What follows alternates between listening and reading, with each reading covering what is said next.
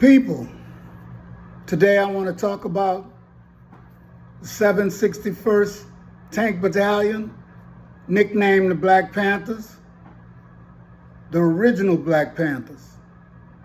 World War II Tank Battalion that was held back for over 2 years before they let them fight because they did not want them fighting next to white men because they were black. In fact, there was a black army and a white army. Now, they fought in many European countries, including the Battle of the Bulge. They were formed in Louisiana in 1942, trained at Camp Hood in Texas for over 2 years, then assigned to General George Patton's Third Army. Served in continuous battle for 183 days, spearheaded many of Patton's offensives at the Battle of the Bulge, liberated Jews from concentration camps, captured over 30 towns. The insignia was a Black Panther head, and the motto was, "Come out fighting." And originally you would think that this is about military and war overseas and World War II. But it's actually telling the history of black people in America, in the military, overseas, and we're looking at a revival of things that we thought we had actually conquered. We were going to a place where everybody would be equal. But often, you just listen to people and they talk about the things that they think matter. And so when we talk about perceived citizenship and we think about things the way that they are versus the way that you want things to be, we come out with different conclusions.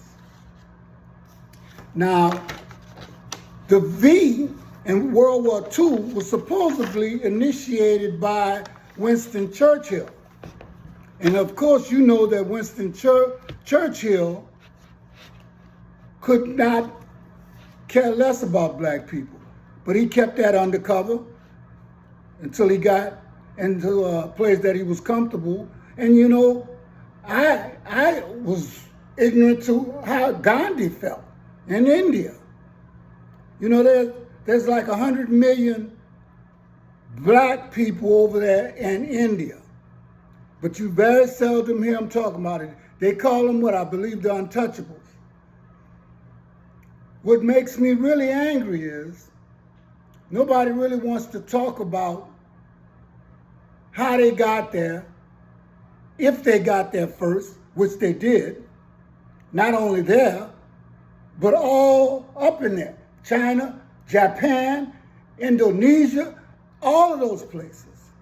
They said 100,000 years ago, there was nothing but Africans on this earth. Now, I don't say this because I'm always getting somebody telling me what they think. This has been proven by science. So it's no longer me telling you what I think. And the darker the earth gets, and the digging that they do, the more they keep coming up with black people. That's why they don't want people like the man who actually talked about Egyptians being black, Dr. Diop. They didn't want him examining the mummies. They didn't want him examining truth. And everybody, it seems like we don't want to hear the truth. We know what's happening. A revival, a renaissance of a time pass by? No, they just put a blanket over the fires. Let me tell you something. Black servicemen fighting on two fronts, abroad and at home.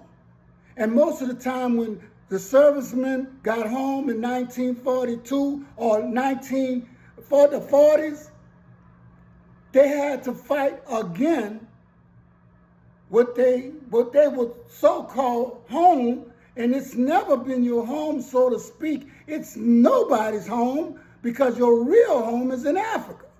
But nobody wants to claim Africa, okay? And now that all of the lies are beginning to unravel, okay, you are starting to see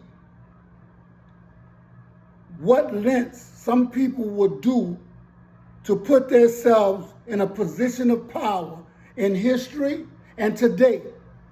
But the real nitty-gritty reason why a lot of this is happening, and I'm not talking about the poor anymore, because they don't rule nothing. They just take orders from the rich, but the rich put into play what's going to happen in this world.